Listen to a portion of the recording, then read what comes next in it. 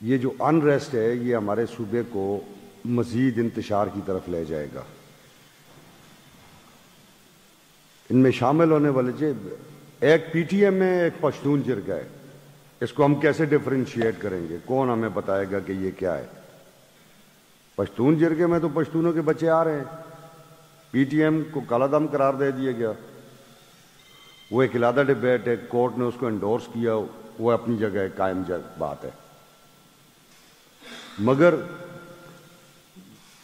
جو ابھی تک اطلاعات آ رہی ہیں پورے صوبے سے لوگوں کی اور بچوں کی موومنٹ شروع ہے، تو یہ کس کے بچے ہیں؟ یہ صوبے کے بچے ہیں، یہ ہماری قوموں کے بچے ہیں۔ تو میرا خیال ہے اس کے اوپر یہ بالکل جائز بات ہے کہ اس میں دو باتیں ہو سکتی ہیں۔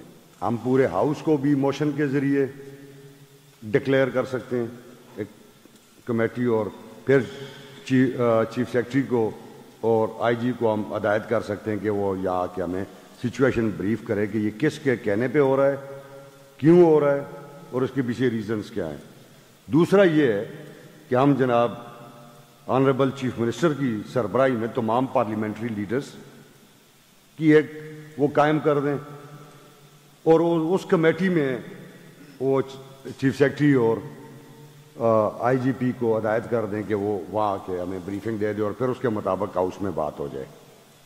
تو اب یہ آپ بات کریں، پھر جس طرح یہ مناسب سمجھتے ہیں گورنمنٹ کی طرف سے، تو پھر اس پر رسپانڈ کر دیں۔